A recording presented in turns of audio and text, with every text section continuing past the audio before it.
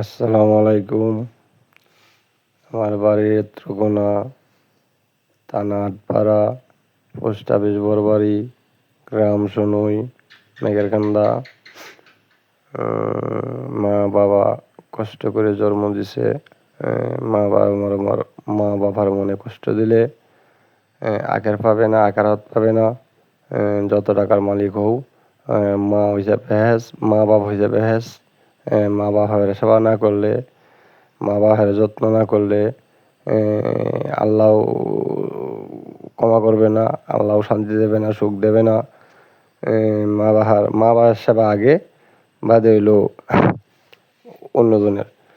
বউয়ের কথা শুনি, মা বাবার মনে দিয়ে কষ্ট দেও, এতে এই দুনিয়া আগের পাবে না, এই দুনিয়াও পাবে না, সেই দুনিয়াও পাবে না। ঠিক আছে? কোটি টাকার মালিক হোক, 500 কোটি টাকার মালিক হোক, সমস্যা নাই, ঠিক আছে?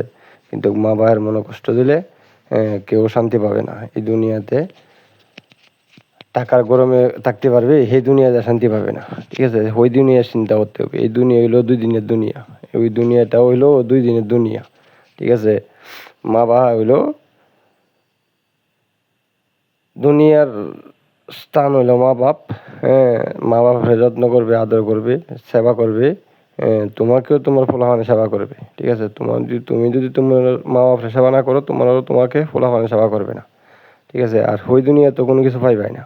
ঠিক আছে? মা বাপ হইলো বেশ, মা বাপ হইলো মা বাপের সেবা করবা, সব পাইবা। মা বাবার সেবা তো না, কিছু পাইবা না। ঠিক আছে? আল্লাহ হাফেজ।